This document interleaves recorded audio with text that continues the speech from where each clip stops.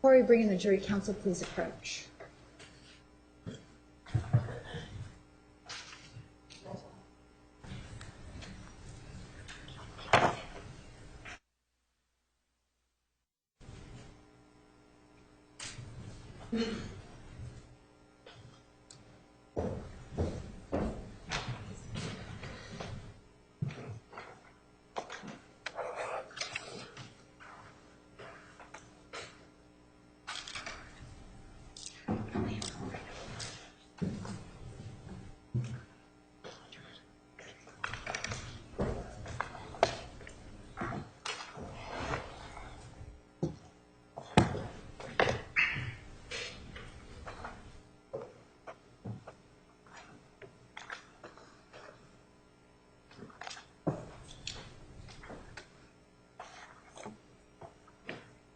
All right, for the jury.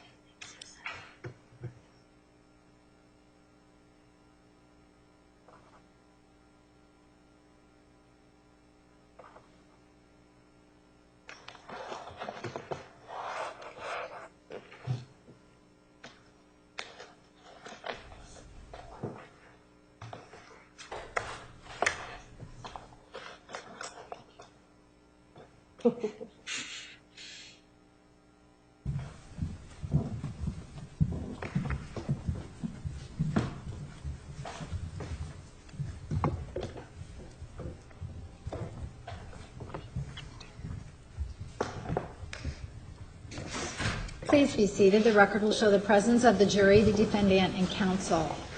Ladies and gentlemen, did any of you read, hear, or see anything about this case in the media? I see no hands. Did any of you speak with anyone about this case? I see no hands. Did anyone attempt to speak to you about this case? I see no hands. Did any of you do any research about this case? I see no hands. Mr. Nurmi? Thank you, Your Honor.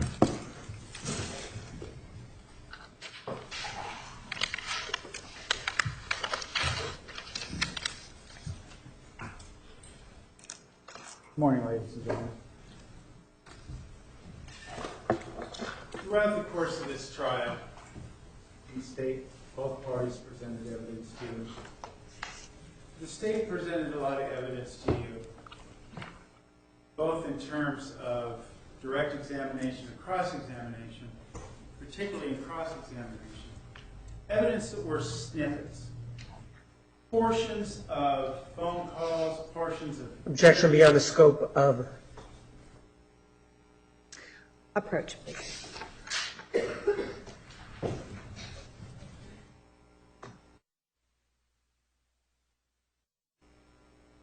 Proceed.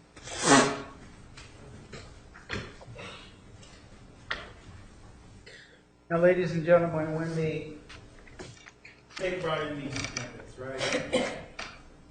We talked about testimony a lot yesterday. We talked about the testimony of Drs. Fonseca. Yeah.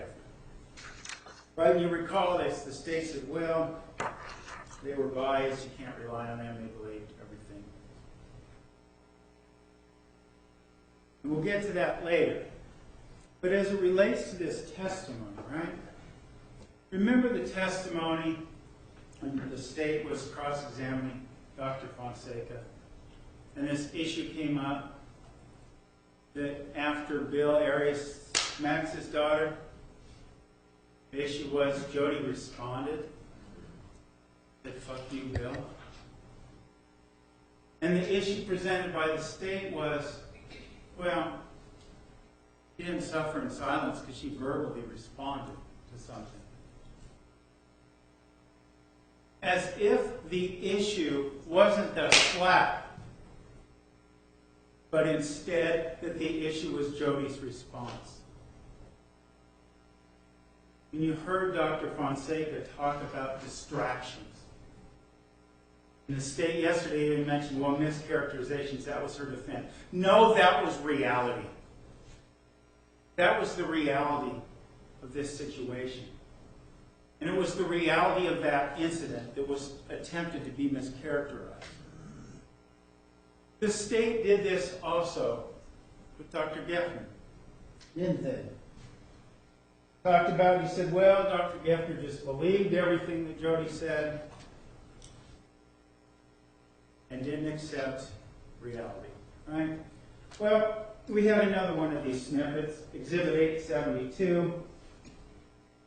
There was this conversation with Jodi's cousin, Amy. And you recall the state dealt with this with Dr. Geffner and said,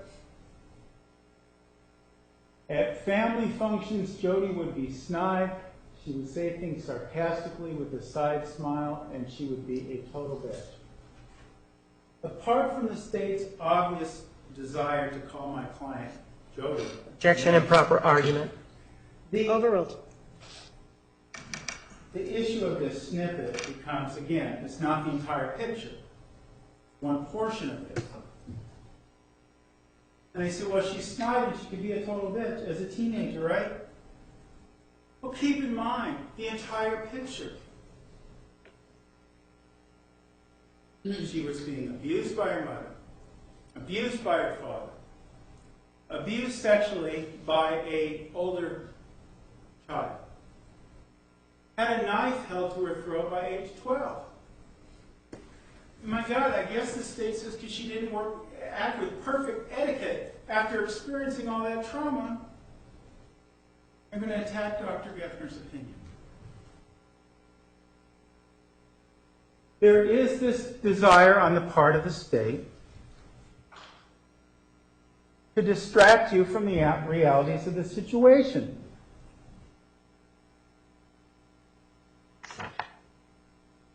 The situation at hand is that we are here to determine whether you are here, ultimately to determine whether or not Jodi Arias is guilty of life or death.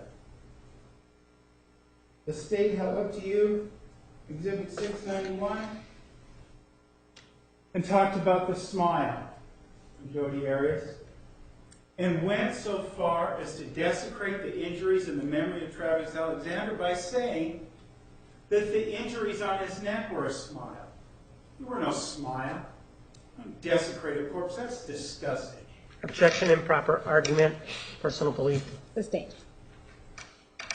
Well, I guess you, and each and every one of you, can decide whether you think that's disgusting. Objection, improper argument. Overruled. But the point of all this is what? As it relates to your job. These distractions. These distractions from the assessment, the moral reason judgment you must make. Reminds me of a story I heard. It's a short story. I've heard it told a couple different ways. Maybe it's one you've heard. It's the story of the lost key. The story of the lost key. There's a man in his front yard. He's looking through his grass.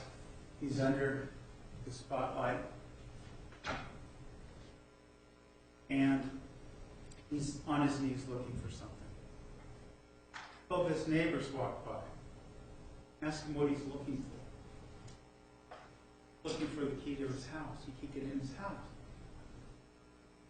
So they join in there under this light. And they look for several minutes. We don't understand. You know, your key, you dropped your key over here. We can't find it. No, I didn't drop my key over here. I dropped it over by my door. The question was, well, why are we looking here? Why are we looking here under the light? And the man says, because the light is better here. And the point of the story is that you're not going to find what you're looking for. You're looking in the easiest place to look. when the reality is that your key is somewhere else. The key to where you need to look, where you need to go, might not be in as good a place. You see, call the death of Travis Alexander tragic, and it is. There's no doubt about it. And that does bring a bit of light to this idea that he's died and how you should look at things. But that's not the reality. That's not what your jury instructions task you with doing. They task you with looking at the key, looking where the key is, looking at the factors to decide whether or not you kill that girl. That's where the issue is. And we have had an exercise in distraction from the state.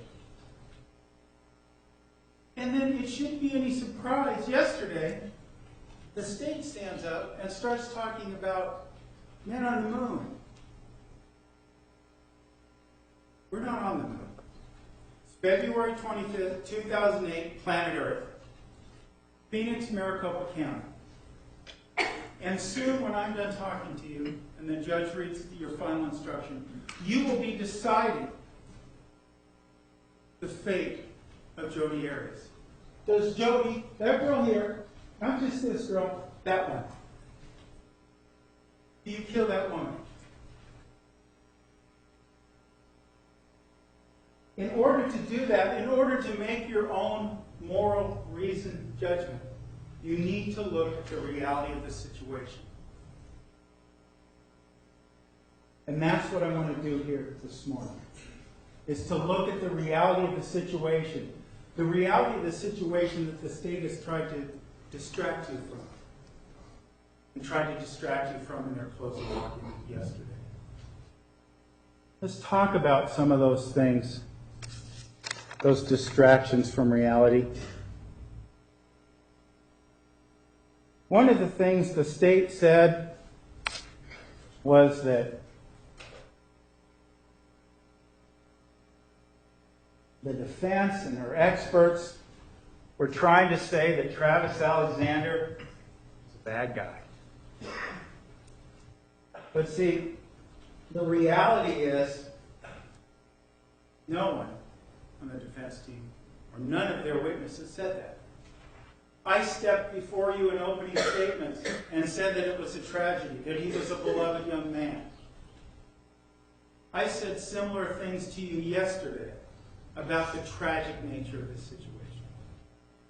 Dr. Fonseca talked about it being a tragedy. She talked about him coming from these rough upbringing and making a success out of himself, at least in business. Dr. Geffner also talked about the tragic nature of what happened and the background.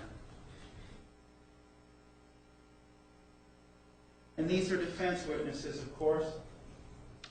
There's another person that you didn't hear from in person, though, but whose emails you saw,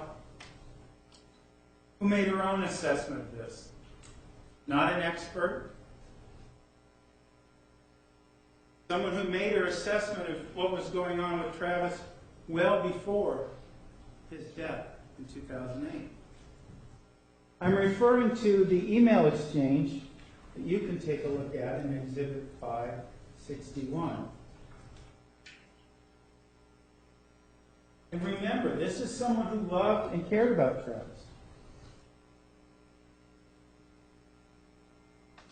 This is the email from Sky Hughes. She says, Trav, know that everyone needs to fix themselves. It's part of life. It is okay that you have been affected, to admit that you've been affected by your upbringing. I fear that you are so set at saying you're okay with all that you can't get over some things, using it as an excuse, and being affected by it are two different things. To say you weren't affected by it is insane. A child's brain develops differently in those situations. Different chemicals, different structures. You are so afraid of appearing weak or damaged that you can't admit that you've been hurt and hurt badly by your parents. Isn't that what Drs. Fonseca and Geffner were talking about? Doesn't that illustrate some of what Dr. Fonseca was talking about as well? And the state criticized this Dr. Jekyll and Mr. Hyde, this Travis and T-Dog, this man who was so afraid to appear weak or damaged. He wanted the world to see him in a certain light. And we know from everything we've heard that he did have this rough upbringing, this damaged childhood. And we know that he carried this forth to his relationship with Jodi Arias. This is exactly the same sort of thing that the doctors are saying. Nobody is here.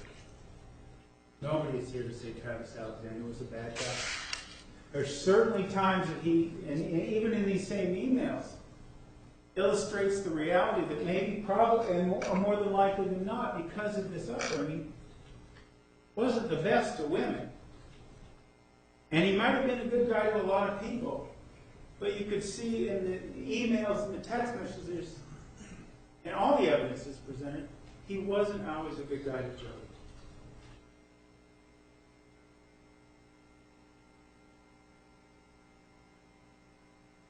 Well, the other thing the state told you yesterday, they made this comment that, well, as it relates to Dr. Fonseca and Dr. Geffner, that they relied upon the law of attraction to make their conclusions. No, they didn't. You heard the testimony. Again, another distraction to try to get you to look in the light and not in reality where the key is.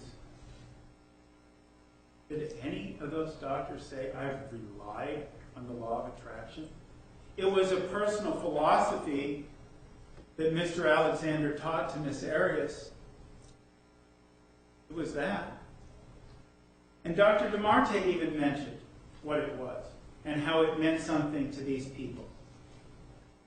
But nobody relied upon it. Instead, Dr. Geffner relied on tests.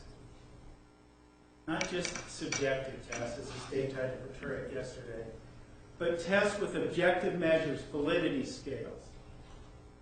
And he looked at the records, and he looked for conflicts in the records, and looked for clarification in the records. He said to you several times, it's not about what I believe. It's about what's in the records.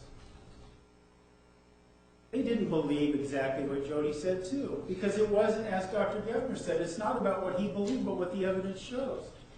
Dr. Fonseca, when she took the stand, admitted to you that Miss Arias has some issues with credibility because of the things she said after this killing took place. There's no doubt about it. But she never, as the state tried to characterize it to you yesterday, blindly believed everything out of Miss Arias' mouth. She looked at other sources. Sources mostly that the state presented, or those who cared about Mr. Alexander and spoke with him about what we just saw. The comments of Sky Hughes. The comments from Chris Hughes about him gutting women, things of that nature. Those are the things that Dr. Fonseca relied upon when she talked about his unusual sexual proclivities. Unusual because they were non-standard within the Mormon faith. And that brings up this idea that the state taught yesterday. Somehow that Dr. Geffner said that you just can't believe anyone in the Mormon faith. Never said that. You have your notes, you have your memories. He never says that. He said that sometimes people with a religious background might not want to admit some of these things. Might not want to confess some of these things because of their faith or because of their current relationship status, etc. He didn't say that. As a matter of fact, he was questioned on that and he said specifically no. That was not what he said. That was a distraction. The key in the reality of this situation is exactly what Dr. Geffner talked about, to be found in the testimony of Deanna Reed. Right? Deanna Reed. She had a sexual relationship with Mr. Alexander for about a year by her testimony. And that was, as she admitted, against the dictates of their faith. And she at least suffered consequences for that violation. But we saw her not being forthcoming, didn't we? You heard the interview questions where she knew of anyone else that had sexual relations with Travis Alexander. No, didn't know about it. He was asked a couple different ways. No, didn't know about it. Yeah, she did. Yeah, she did. And she tries to do this linguistic game to get out of the reality that she lied. She lied in the interviews.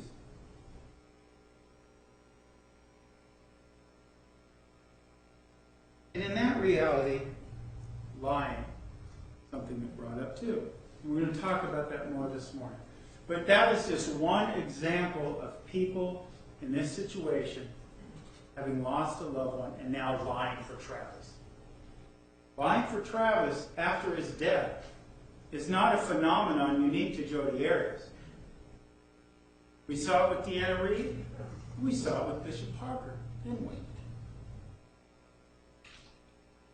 Bishop Parker was convinced and trying to convince you that no, this other individual put this pornography on the computer, or these pop-up, caused these pop-ups down. And he was positive, and he talked about when Travis Alexander lived there, and he didn't live at the same time, etc. And this person, Jacob, he lived there at this certain time, when he was single. And then he was confronted with the marriage certificate from Mr. Thompson's marriage. And they said, oh, it must have been on there a lot longer. Yeah, he too, lying for Travis. Jodi the only one lying for Travis? No, not at all.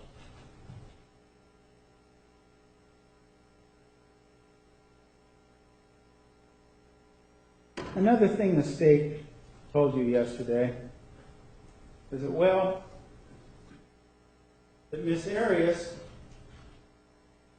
was trying to distract you by looking at these, by making this claim, this outrageous claim that would blind you to the realities, this so-called outrageous claim that Travis Alexander was masturbating to the image of a child.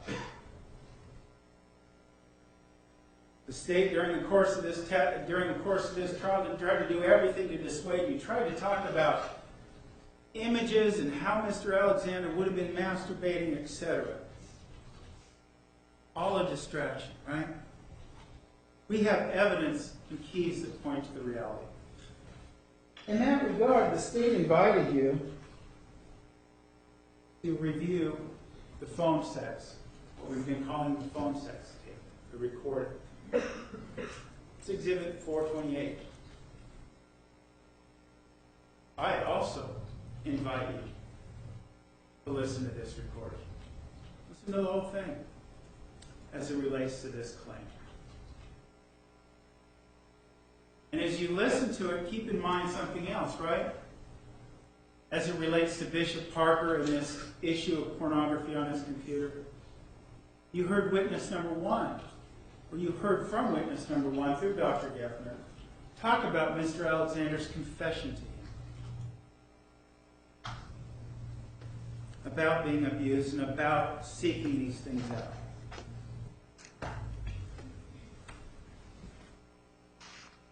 But listen to this, because there's many, many important things. But there's a couple as it relates to the so-called falsehood of this claim. Because there is collateral evidence that supports this issue. What do I mean by that? On this tape, you will hear Travis Alexander tell Jodi Arias that her orgasm sounds like a 12-year-old girl having her first orgasm. It's right here. Right here. Now, ladies of the jury, let me ask you this. Appropriate, of course. The men in your life, Objection, improper argument. Sustained. do you think He's continuing, same objection. Overruled.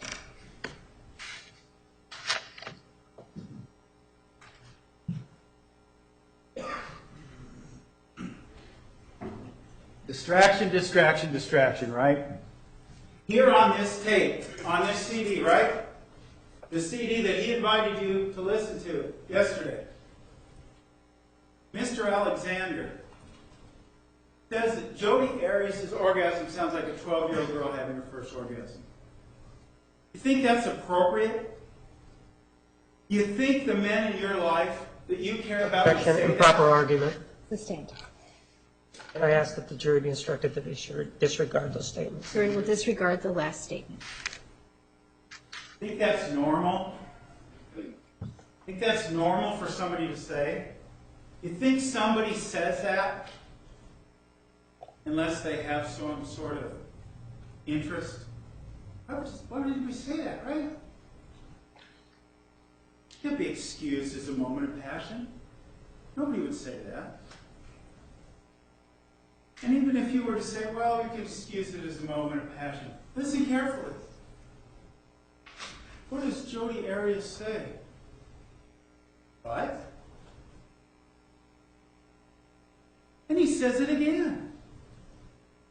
He doesn't say, oh my God, I can't believe what I said. He says it again.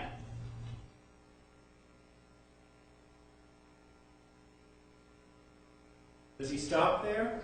No. No, he doesn't. He talks later on the tape about corking the pot of a 12-year-old girl. Going.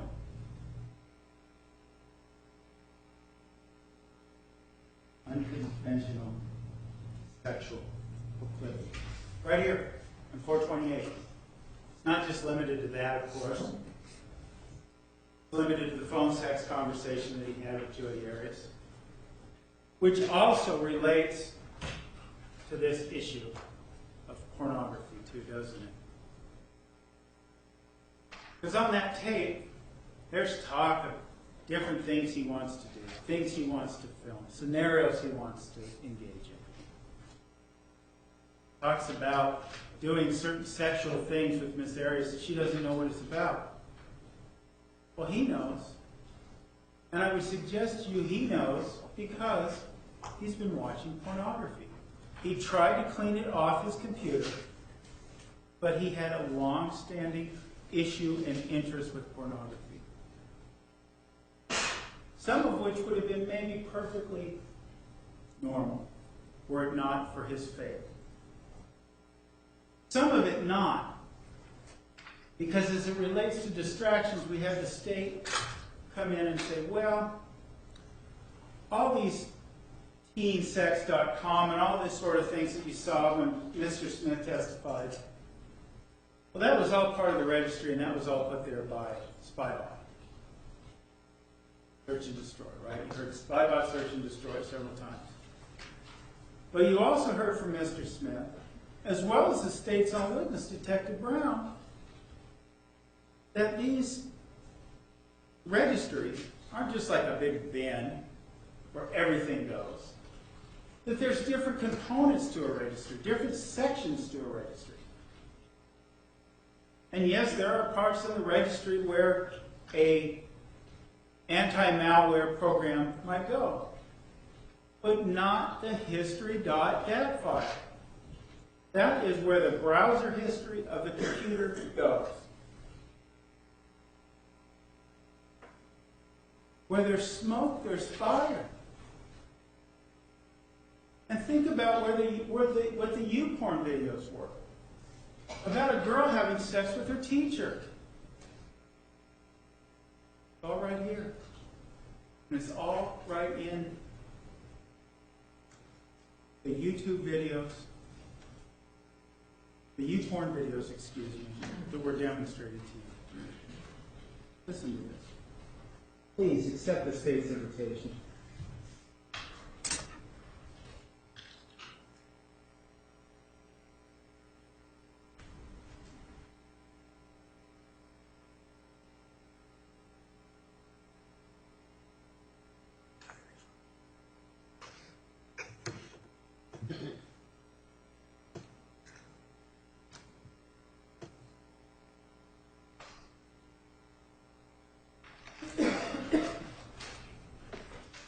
Now, ladies and gentlemen, the other issue that came before you with this idea of experts. And again, engaging in name calling, the state tries to call Dr. Geffner a hired gun. He was working on salary for a company, right, for his institute. And he did an objective assessment based on verified, scientifically valid tools, tested tools with validity scales. And in contrast, Dr. DeMarte says, I just don't believe it. It's not a matter of belief. But that is demonstrative of the idea of this confirmation bias, isn't it, that Dr. Geffner talked about. Think about it. You know, the past 2 days, and I know you're not in a position to respond, but Dr. DeMarte was. Remember when I stood here and began to cross-examine Dr. DeMarte? Remember the first words out of my mouth to her? Say, good morning. Couldn't even answer that. Couldn't even answer that. You want bias? There it is, right there. I could say good morning, Dr. DeMarte, to that chair and get the same response I got when she was sitting in it.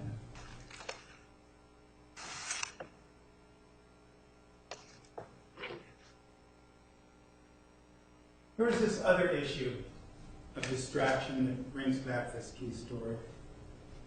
When we talked about the borderline personality disorder diagnosis that Dr. DeMarte made,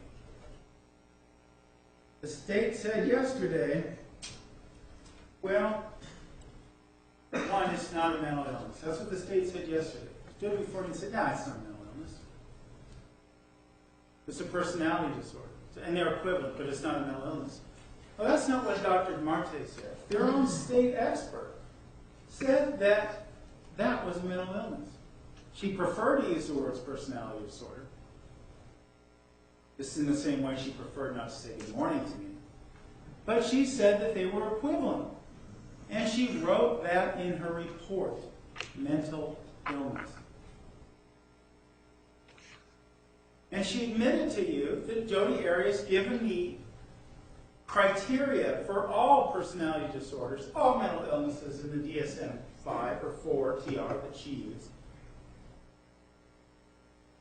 had to show onset in the teenage years.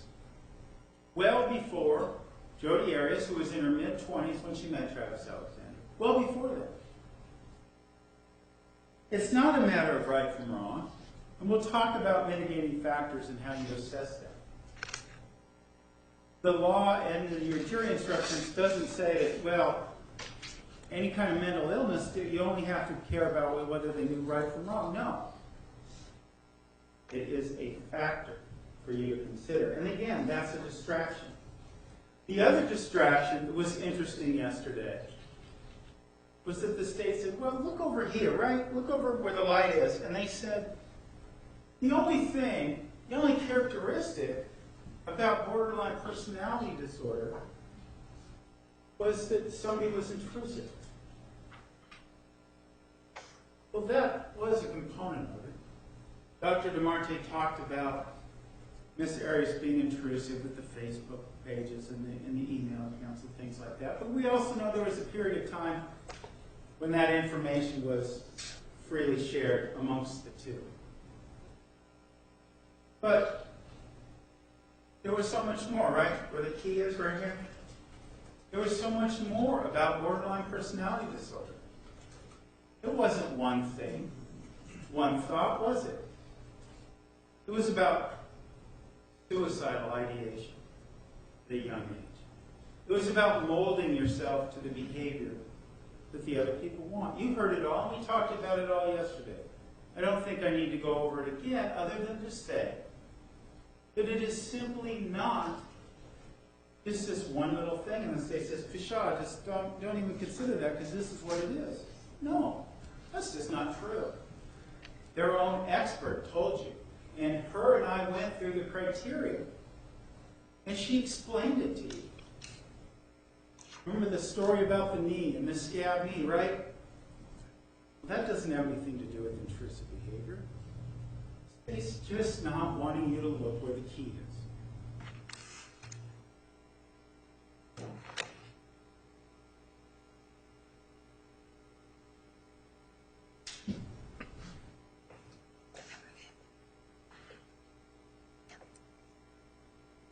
And the state says, although despite the fact that they want to say that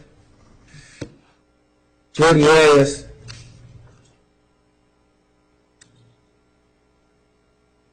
is a liar, they want you to believe the words in her journal. And you will have her journal, Exhibit 242.001. You can take a look at that journal. And the state says, well, by definition, journals are private. But those weren't the parameters which established between Jodi Arias and Travis Alexander. We have pages of a diary with entries ripped out, pages ripped out. Because Travis didn't want to, and you can look at this, because Travis didn't want her to write anything negative in the journal. So they want you to believe these things, right? They want you to believe what's in your journal is private. But that's not true. That's not true.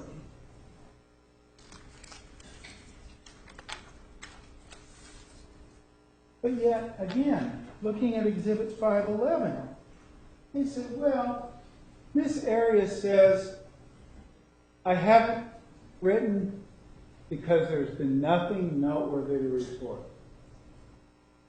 And the state seems to want to imply, well, there must be some rules to journaling or something. Some rules where you have to write down all the negative experiences in your life. That's the rules. So says the state. There are no rules of journaling. And as someone who followed the law of attraction and didn't want to write down negative things, who had pages of her journal taken out because she wrote negative things in November, comes back and writes that. And the state says, well, that's the gospel. That's the way it has to be. Instead of saying, dear diary, Travis beat me and I caught him masturbating to an image of a child. What would he have done if he found that? The state cannot have it both ways as it relates to when they choose to believe Jodi Arias and when they don't. They're saying, oh, she's terrible, she's a liar. She's not the only person that lied for Travis. No doubt about that. We talked about that earlier. They want to believe it when it's convenient for them.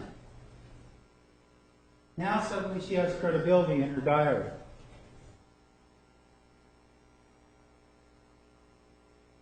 They say, well, you know, Chris and Sky Hughes brought up these emails, talked about these, and they said, well, this is because Jodi Arias misled them. Well, the history of such is belies that assertion, right? We have, again, turning your attention to Exhibit 561, and I will extend the invitation for you to review all of this. Now, Chris Hughes, talking in 2007, January of 2007, a couple months after Miss Arias met Mr. Alexander, T-Dog, when you add it all up, what would you think? Though deceived by Miss Arias, they claim. My thoughts were that it was just another girl that you were playing and who would end up heartbroken like so many others. Like so many others. For example, Brandy. She was another girl that you called to flirt with recently. She was going to New York with friends. You call her in the middle of the night. Sound familiar? And talk her into going to Super Saturday, which she did. And then you don't even throw her a bone. Now that's funny and all. Guess it was funny to Mr. Hughes. And until that girl is sitting in your living room, confused as hell, pulling her heart out to you.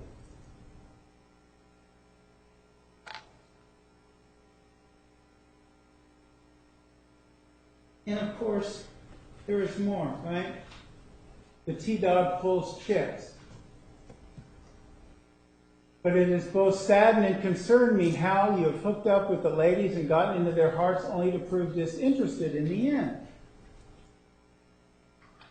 This has nothing to do with Jodi Arias. This is a history. This is the kind of thing that Dr. Fonseca relied upon. Not the words of Jodi Arias. Go further into this exhibit. When Sky Hughes says, have you treated her better than girls in the past? Meaning before Jodi, right? Yes, and I said that. But that doesn't mean you haven't been mean.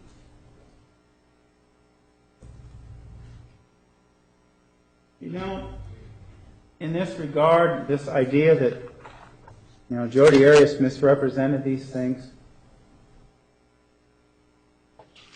I invite you to take a look at Exhibit 560.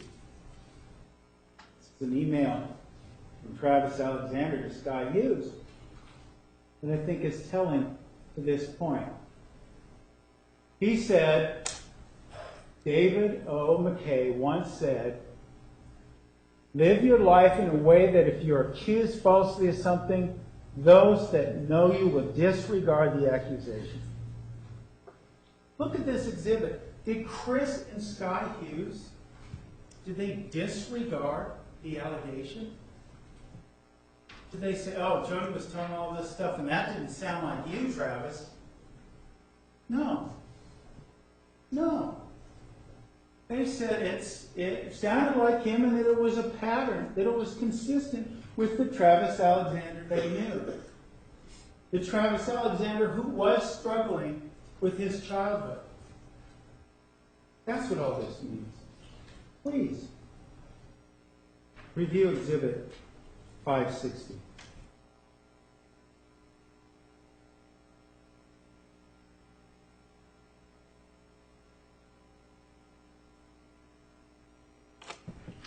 The state finally said to you yesterday, they talked about, how do we know Travis Alexander invited Miss Arias into his home for this sexual tryst, sexual rendezvous that happened on June? How do we know that? Well,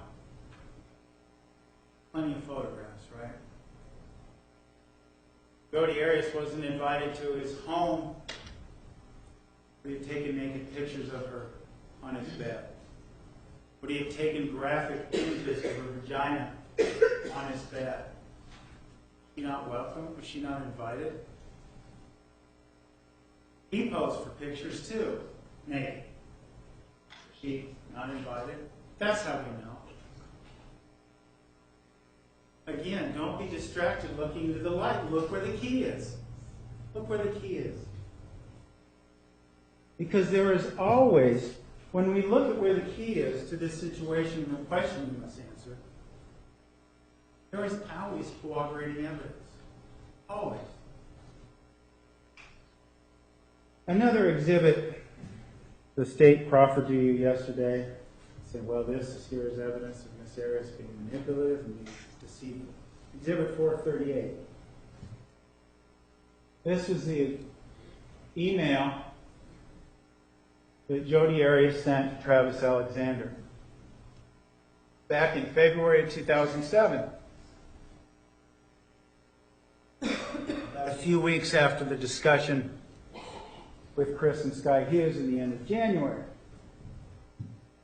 Now the state, without any evidence to support it other than Mr. Abdul Hadi saying, well, he didn't receive it, says, well, Jodi didn't send this because there's no two things there. And that, I think, too, is another distraction. Because the key and the ultimate reality, and the state tries to say, well, she sent this email to try to ensnare him, to try to get him to be her boyfriend. Things weren't working. But you know, you can read this email, what it says, when you go to deliberate. And I would suggest to you that the key and the significance of this email really doesn't lie with the idea whether it was received by Mr. Abdul Hadi or not, or sent to him or not. The key lies in the fact that it was sent to Travis Alexander. And why? Why was it sent to Travis Alexander? It was sent to Travis Alexander, and you can hear this going back to Exhibit 428, because you could hear Mr. Alexander on the tape talking about being in the bathroom with Mr. Abdul Hadi and how he's going to whip his A. He gave him the whip his A bottle.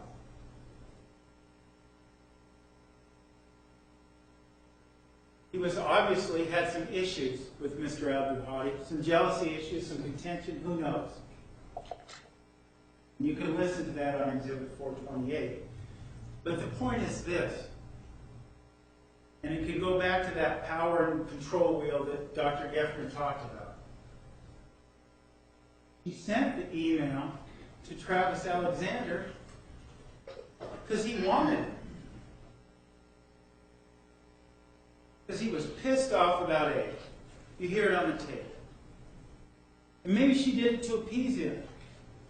Maybe she did it to avoid his anger. Maybe she did it to avoid a beating. The significance, the key, is that this email was sent. And the nature and the scope of this email. What it says. Does it say anything about romantic rendezvous and wanting to get together and because I'm not Travis's girlfriend yet? That might be the kind of thing you would say if you're trying to reel him in. But if you're trying to quench a jealous man, I think Exhibit 438 is pretty close to what you would like. And you know there was that tension there because you can listen to it.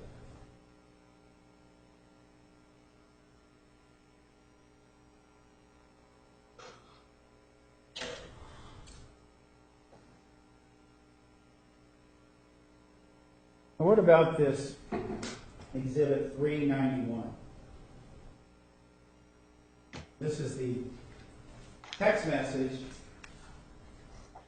that Travis Alexander sent to Jodi back in May 2nd, back on May 2nd. Now the state says, well,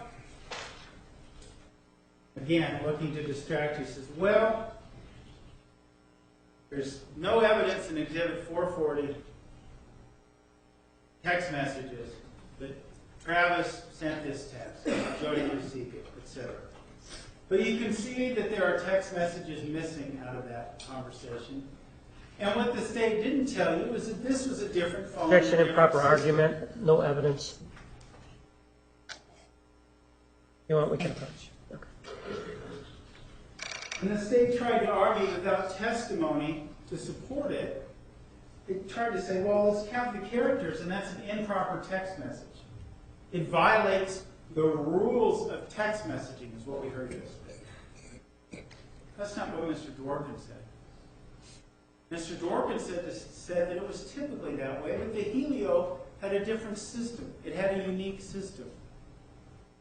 And he talked about how text messages can sometimes come in at different rates, at different points in time. Of course, there's no evidence to suggest how Jodi did this. Mr. Dworka didn't testify about how this supposedly happened. The state didn't show you, well, look, this is how she did it. Think about the leaps of faith that the state is asking you to take when they ask you to believe that Jodi sent this message to herself.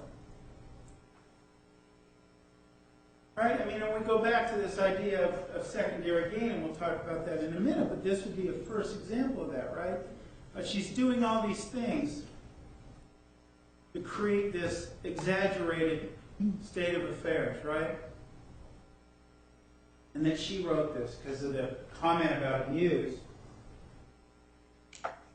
But you know, ladies and gentlemen, you can go back to Exhibit 428. Something that was created about 8 days later than this. And you can hear the language. The language in this text message. And you can compare it to the words Mr. Alexander says. How he talks about the photo shoot in Exhibit 428. Talks about driving a shaft long and hard into you, right? What does he say on the sex tape? I'm going to tie you to a tree and put it in your ass all the way. That's what he says. Very similar language.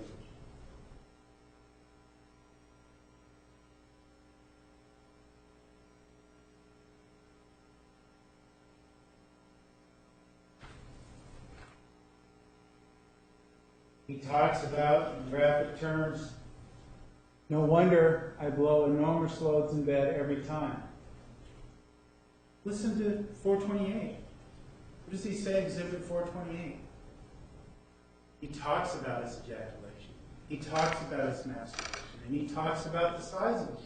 Just like was in here.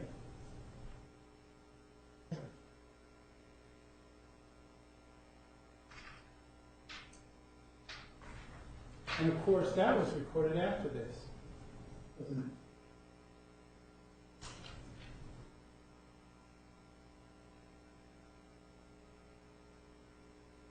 It's up to you to decide whether it makes any sense. Jodi Arias somehow sent this message. See whether it's over here or whether the reality is where the key lies. This highly sexual man, right? We talked about that yesterday.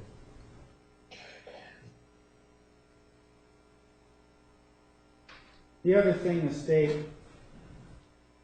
talked to you about yesterday was they said, well, look at Exhibit 739.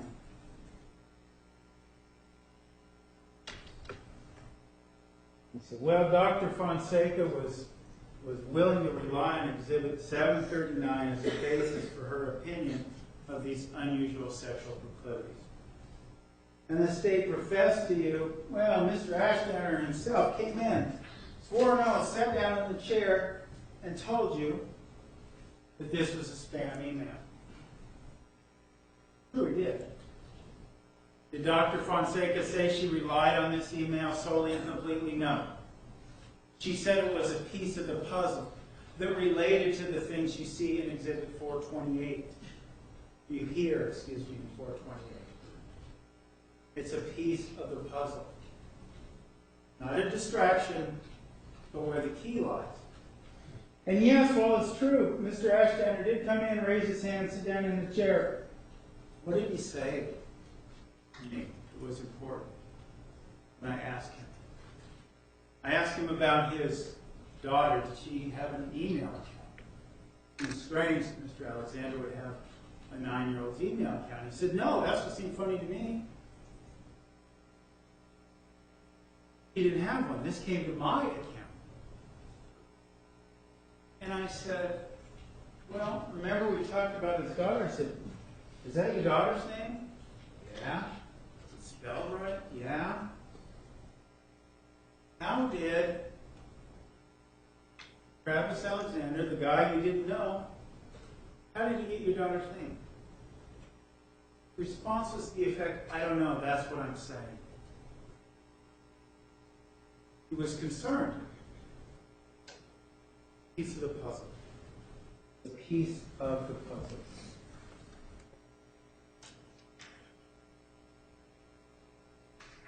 Now, ladies and gentlemen,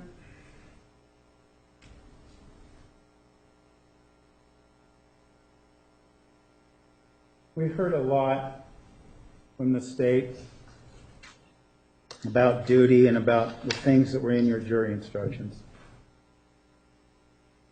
There is no duty to kill Miss Arias. Not at all. As a matter of fact, your duty is to take a look at all the evidence. Decide your own reasoned moral judgment. We talked about that yesterday.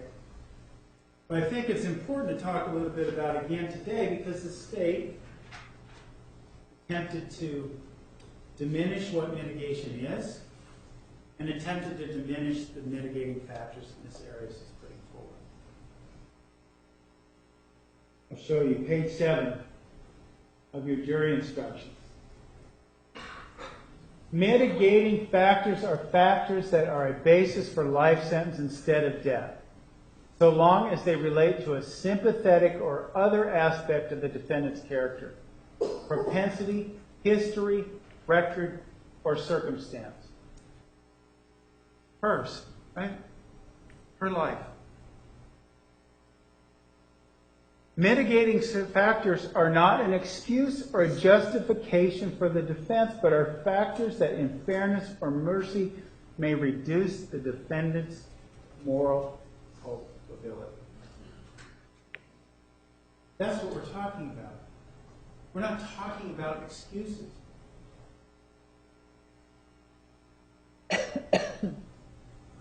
Mitigating factors may be offered by the defendant or the state or be apparent from the evidence presented during these proceedings.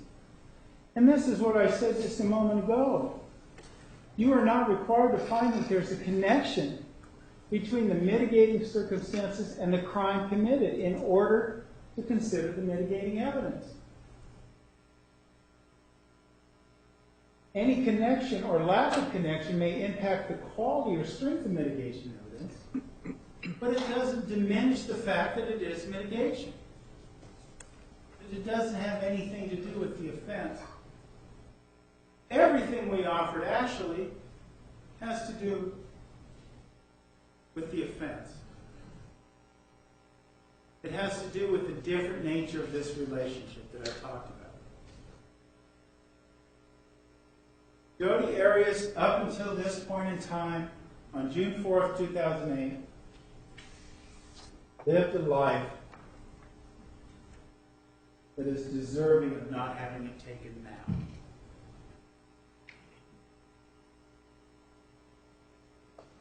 And the state says, well,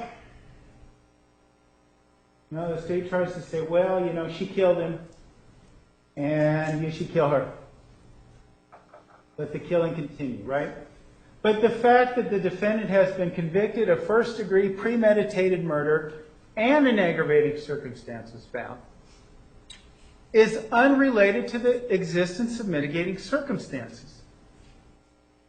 Again, look where the key lies. Because we're not talking about just the fact that this tragic event of June 4th, 2008 happened. We're talking about, and your duty, if you will, is to look at all the circumstances that surround the offense. Despite the conviction. We talked about this since day one, since jury selection, saying, you're going to know that this person is convicted. You're going to know that an aggravating factor is found. Can you set that aside and judge this person, this human being? And each and every one of you said, yes, you could. Don't, again, be distracted by what the task before you is.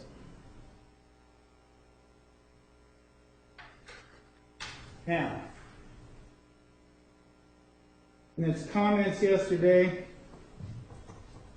the state tried to say, well, none of these factors, none of them mean anything, right? None of them mean anything. They look at mitigating factor number 1 and say, Miss Arias has no prior criminal history. And the assertion from the state was something to the effect of, well, that's the minimum requirement. And that's what we're supposed to have in a functioning society. I'm paraphrasing. Of course, that was a general assertion. But as I said earlier, that doesn't always happen. And it doesn't always happen with people who have the traumatic background. And as it relates to Miss Arias, the person whose fate is in your hands, she did, again, as I said moments ago, live a law-abiding life. She worked hard. She worked diligently ever since she was 13. She helped support herself and sometimes her boyfriend. She did all this while the state's own expert, again, said that she's mentally ill. It may be the minimum requirement in one sense, but that does not mean that it's not mitigated. Her ability to cope with life and the things that were happening in her life up to the point in time when this relationship began is mitigated.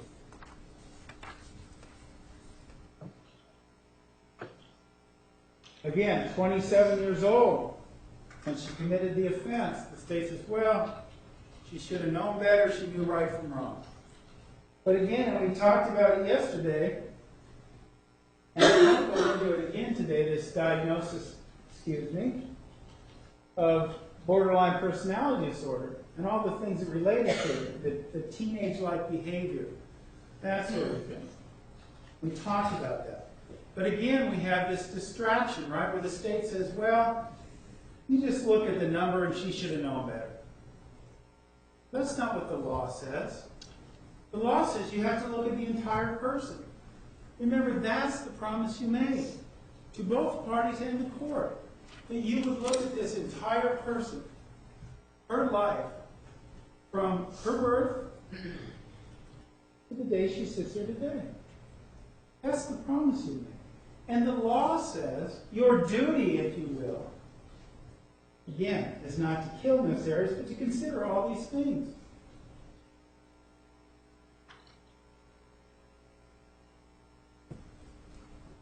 They say that Miss Arias suffered physical and emotional abuse as a child. The state tried to diminish that, say, well, that was all on her self-report. Everybody relying on her self-report. Of course, they believed her diaries, but they don't believe her self-report. Oh, wait a minute. You know what? They did. Didn't they?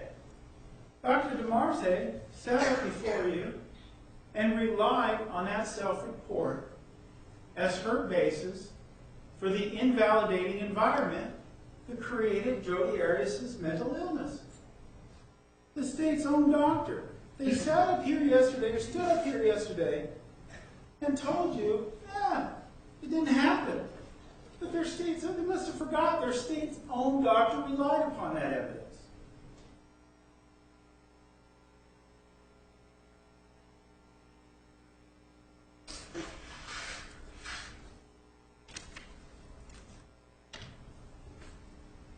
And now we get to number 5.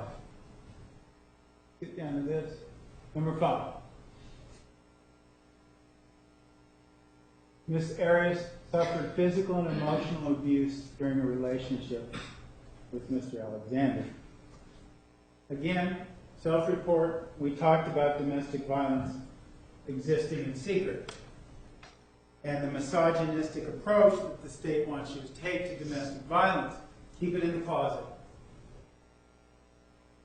Don't believe the victims. But I would ask you, as it relates to this situation, obviously you've seen in the text messages, in the emails, things that Travis Alexander would say in this area. You've heard it. It's not just mildly inappropriate to say the things he said. And is it such a far stretch that this man who wants to witness Mr. al-Buhadi's A, as he says, who was so into UFC parties, would not have this tendency? And the other thing is, there's a certain amount of logic to this, and we'll talk about that in a moment. But there's a logic to it, isn't it? We saw earlier, moments ago, the picture of Jodi Arias with her boyfriend, Bobby Juarez. We see Exhibit 692. Jodi Arias with her then boyfriend, Matt McCartney. 695 again. We see Jodi Arias with her then boyfriend, Gerald Brewer, and their son. And we see, and we've heard that all those relationships ended in a congenial manner. Something was different here. And doesn't that point to this idea of this abuse and her not being able to handle the situation before her? Of course it does. Something was different here. Something was different here. There's a reason why June 4, 2008 happened, because something was different here. Something was different in this relationship. Or else, why did this happen? Why are we all here? This relationship. This relationship where Jodi began to lose her identity, to mold herself. And this is exactly one of the points, getting back to what I said earlier about what Dr. DeMarte said. She relied on this conversion, this molding, as her diagnosis. Not, she's just intrusive. That's the only calculation of borderline personality disorder. No, not at all.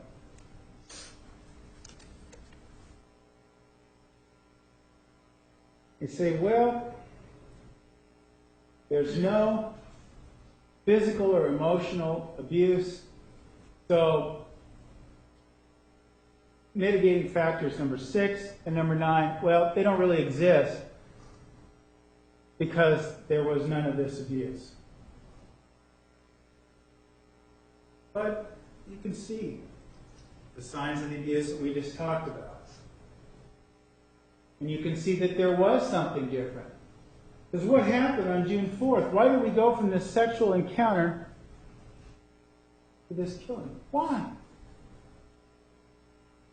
Because of this tumultuous relationship. Because of the emotional stress that all this was bringing on. And you heard this about the identity disturbance and all those things.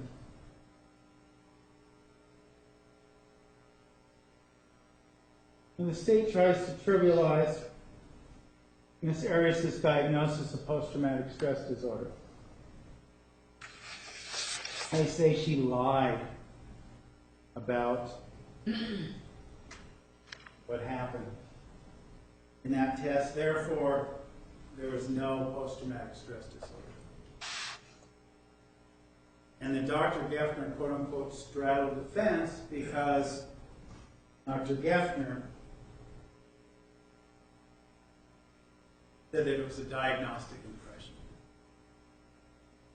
If he was such a zealot, such a quote-unquote hired gun for the state, wouldn't he have maybe diagnosed her with PTSD? No, he took the intellectually honest approach and said, it's been too long since her last known trauma. I can't make that diagnosis.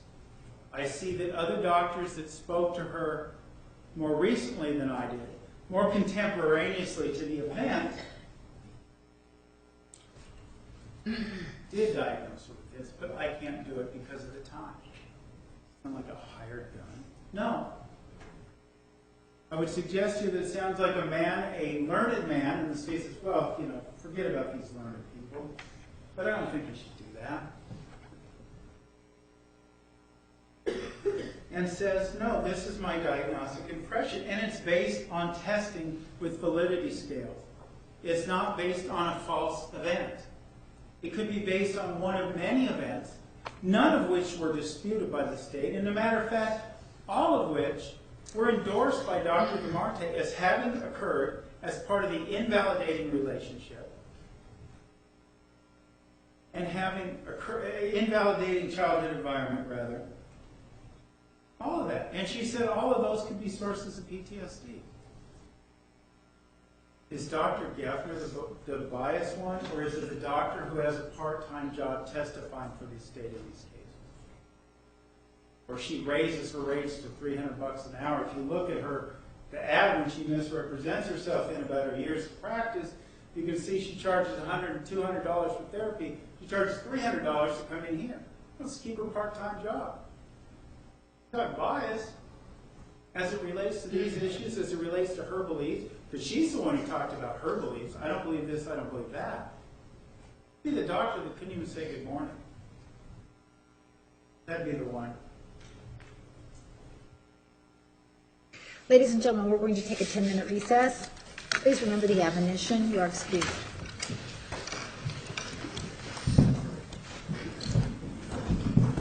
All rise for the jury.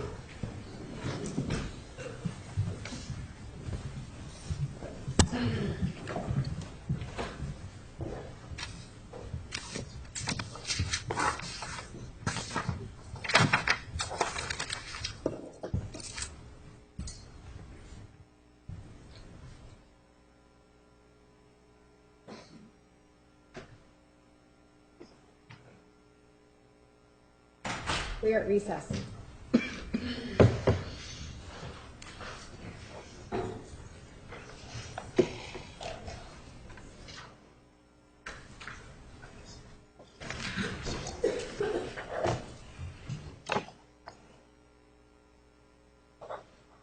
Judge, may we approach before? Yes. Yes.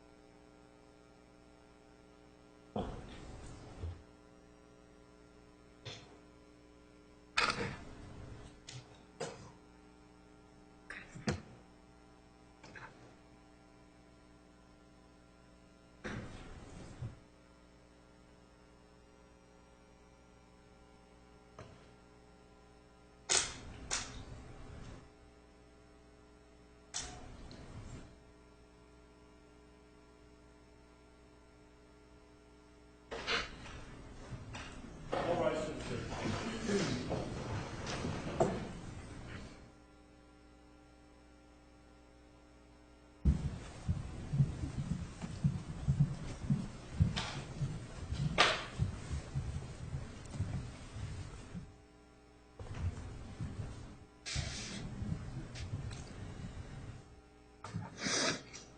Please be seated. The record will show the presence of the jury, the defendant, and counsel.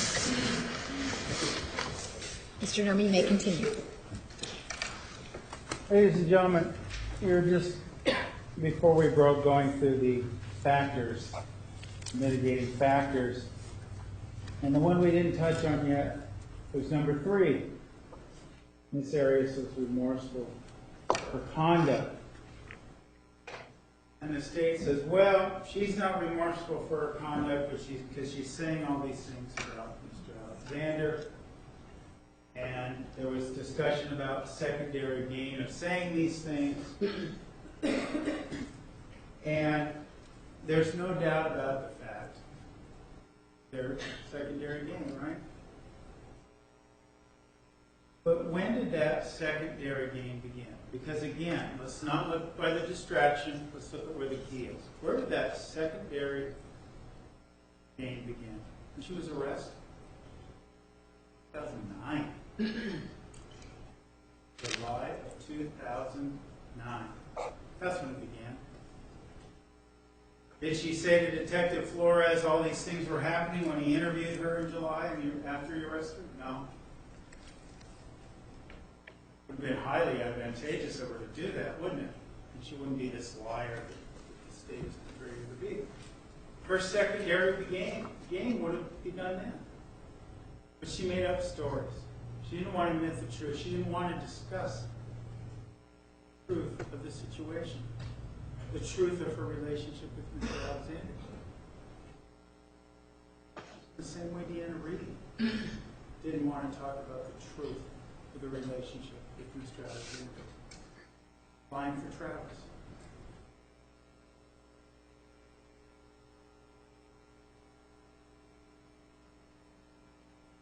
The other reality is, in terms of this idea that, well, she's not remorseful for her conduct because she said these things about Mr. Alexander. And it is sad, ultimately, that these things had to come out. But that they're supported by objective evidence that you've heard. All that we've talked about. All the text messages, all the emails. The sexual relationship with Miss Reed.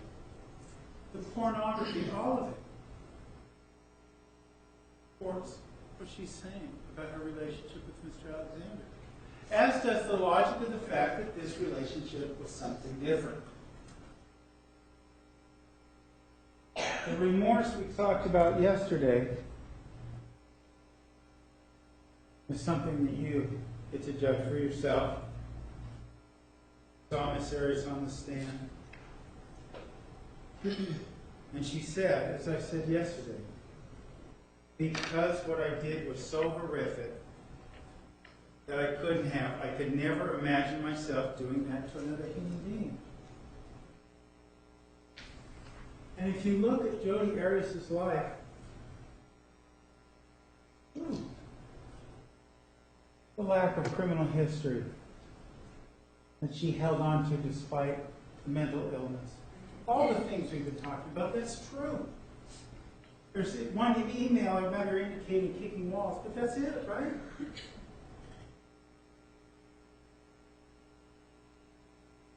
That's it.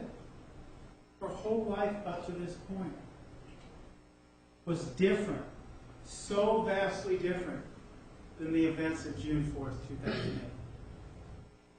That it is a life worth saving. It is a woman who is remorseful.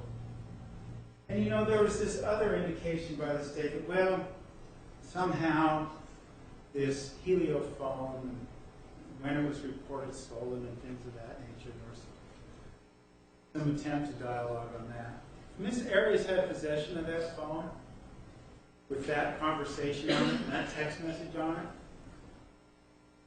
Don't you think that would have been one of the first things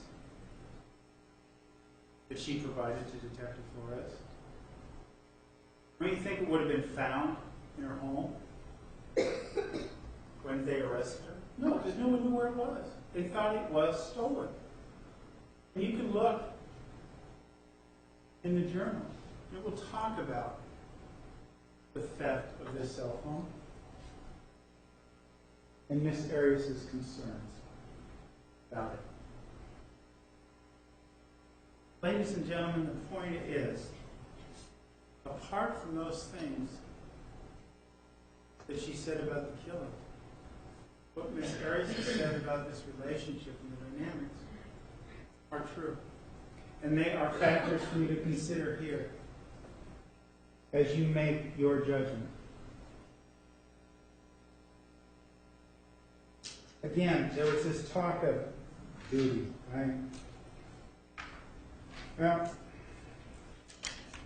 you have but one. Ultimately,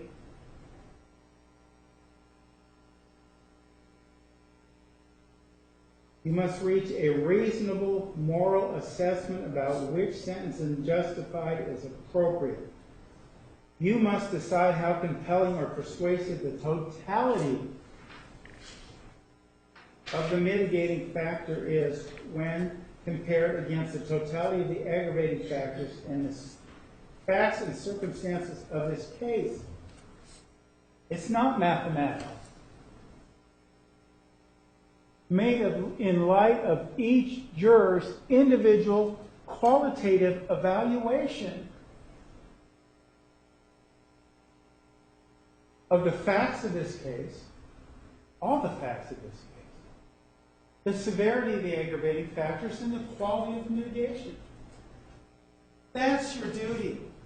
That's the duty that is in the jury instructions that you must follow. And we talked about that yesterday. Your own individual moral assessment that can come from these 9 factors or anything else. Anything else you've heard or seen during the course of this trial. Your own moral assessment. That is your only duty. For this monumental life or death decision. And it goes back to a question I posed yesterday. Showing you Exhibit 414.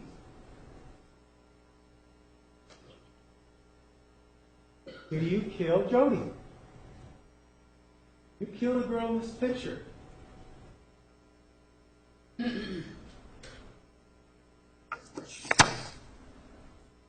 You know, yesterday I showed you Exhibit 432. Well, that was Mr. Alexander and Miss Arias in much happier times, under much different circumstances than we find ourselves today.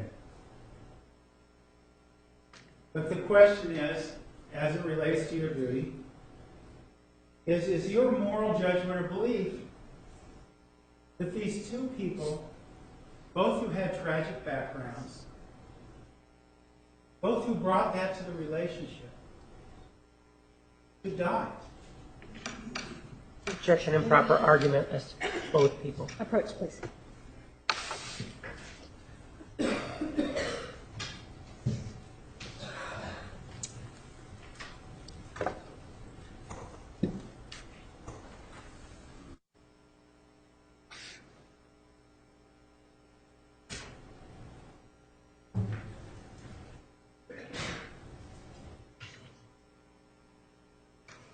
And sadly, because of the tragic events of June 4, 2008, we know he's deceased. And the question is, do you kill the second person in this photograph? Question, right? Your own reasoned moral judgment. And one of the things that the state says in answering this question, that you should, the state believes you should, obviously, they say, well, throw away all the opinions of all the doctors. That you have the ability in your jury instructions to disregard anything any of them say. Okay? And it's true. You do have that ability. No one robs you from your common sense as it relates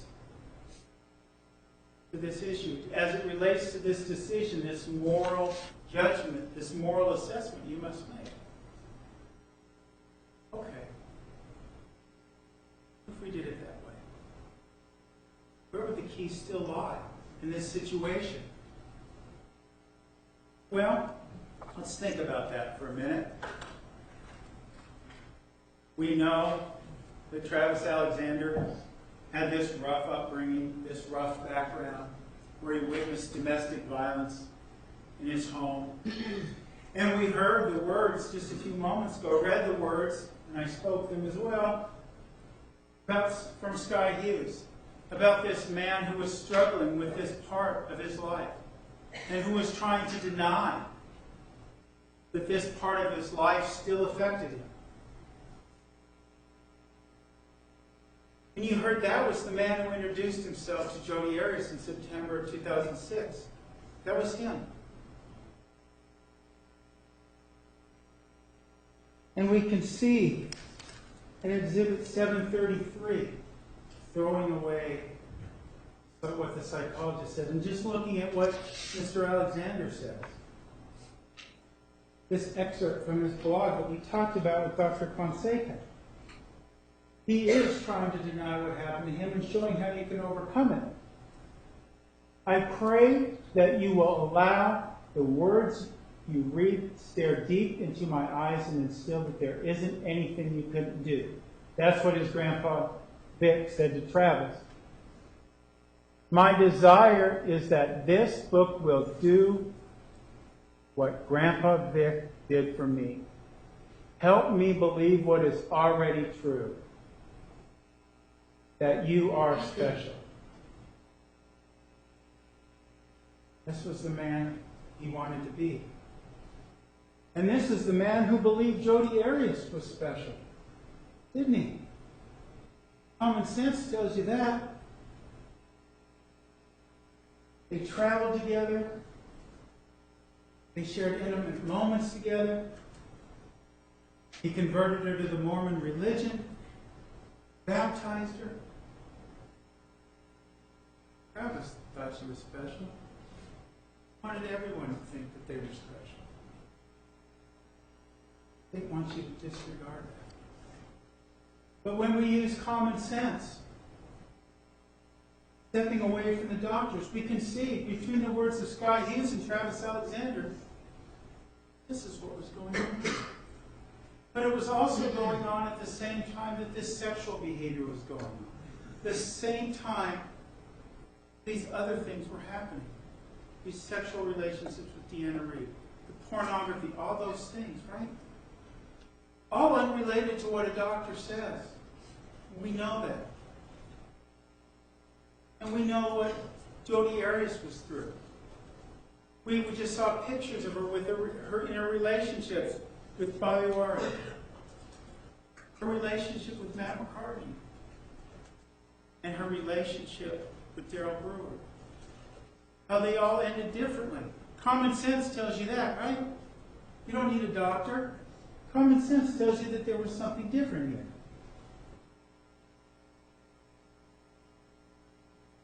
The words related to this relationship and this shared philosophical value in the love that the two shared for one another and the discussions that they shared together are evidenced by, and again, in Exhibit 242.001, something you'll have to take back to the jury box. November 5th, 2007. Drawing your attention to this paragraph here. 2 nights ago, I called Travis to say goodnight, and right at the outset of the conversation, he made the point in making it clear to me that he didn't mean all those harsh words. That he felt really badly. He asked that I forget he ever said those.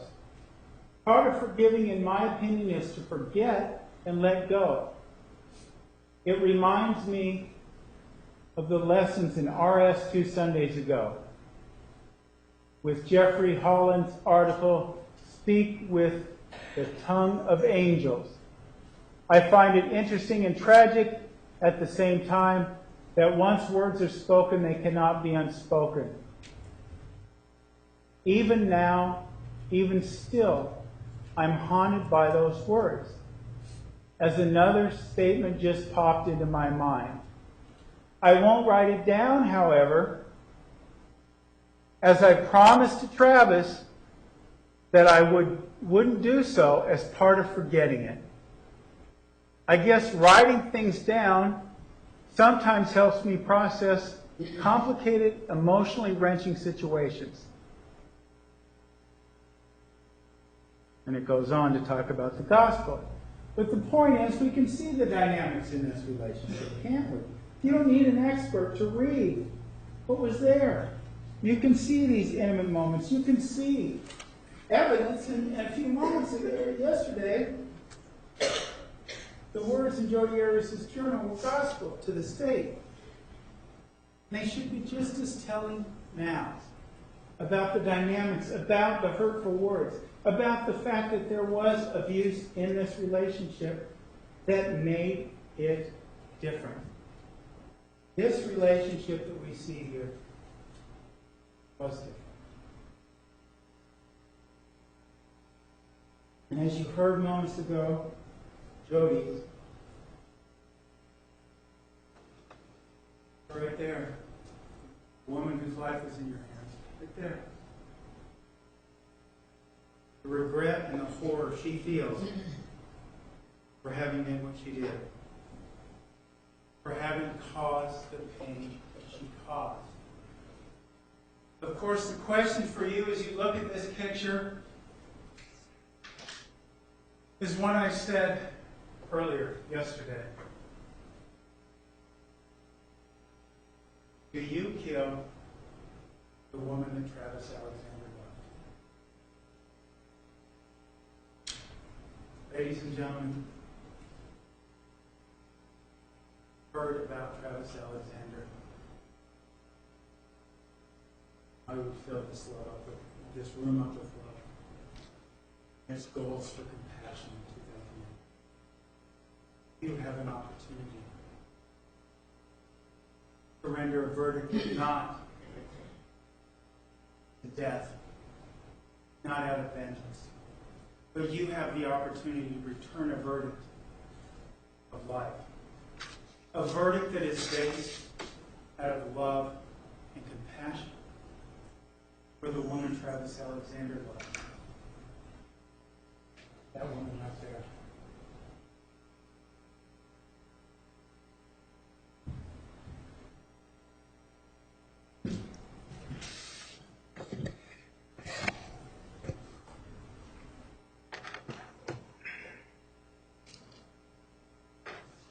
All right, ladies and gentlemen, please turn to page 13 of your final instructions.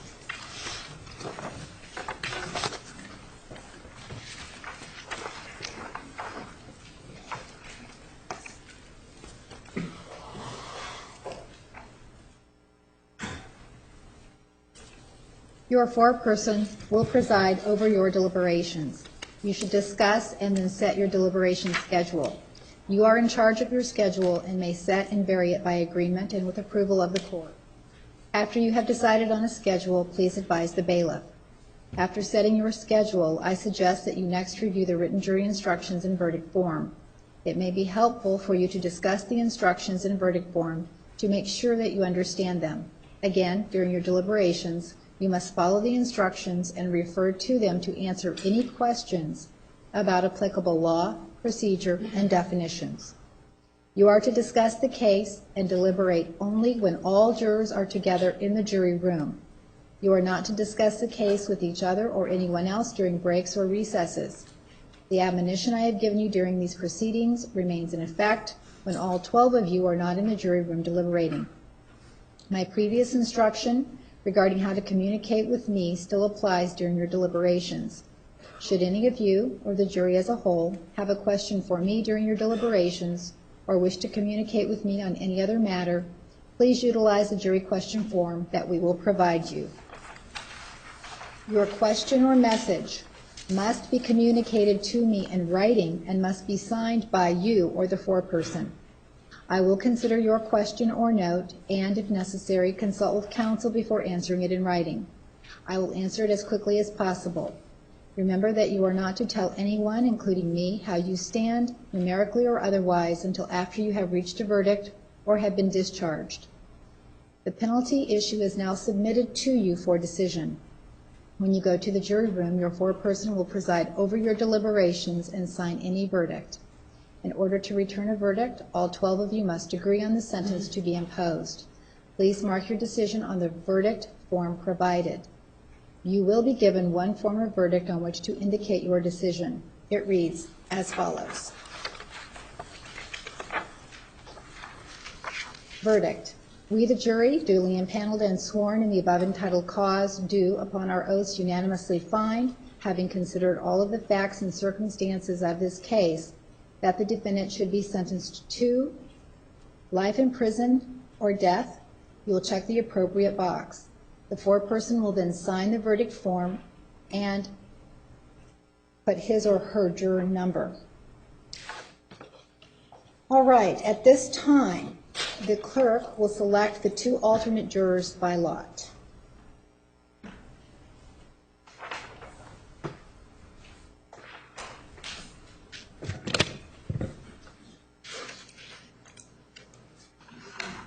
Juror number 2 and juror number 13. 13. All right, jurors 2 and 13, you are designated as the alternates. What that means is this: you will not immediately deliberate with your fellow jurors. However, the admonition will continue to apply to you. If for some reason one of the sitting deliberating jurors cannot continue, you will be substituted for that juror. So it is important that you continue to follow the admonition, avoid all media coverage, do not talk about the case, and do not do any research about the case. In a few moments, the bailiff will take you back to the jury room where you may retrieve your belongings. The bailiff will keep your notebooks and your notes. If you do return, they will be provided to you. If you do not return, they will be destroyed. If you wish to be present for the verdict, please let the bailiff know, and we will wait for you to get here before reading the verdict. All right, thank you for your service. At this time, the bailiffs will be sworn. Raise your right hand. Do you swear that you will take charge of this jury and protect their deliberations from all outside interference and communication, and when they reach the verdict, bring them back into court without revealing the verdict to anyone, so help you God? All right, if the 2 alternate jurors will now go with the bailiff back to the jury room and retrieve your belongings.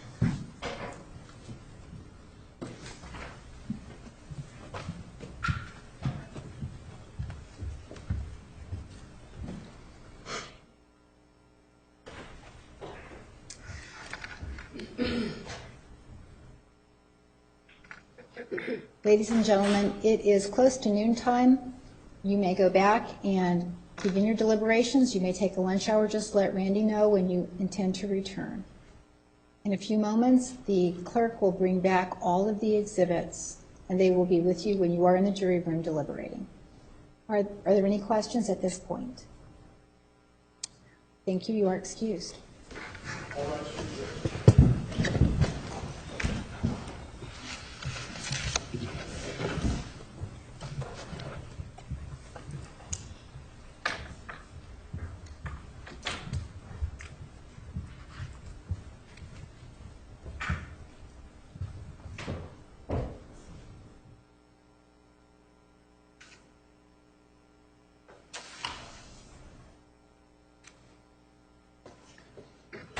The record will show the jury has left the courtroom. Please be seated. Counsel, please approach.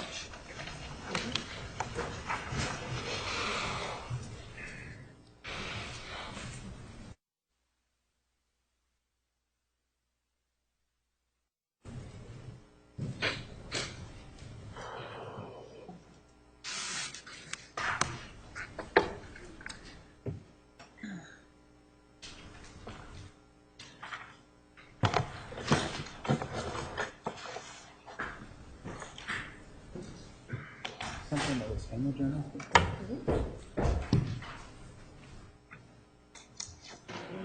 Okay. Yeah, I didn't spell that in. Yeah, I know. Well, we gotta take the closest thing.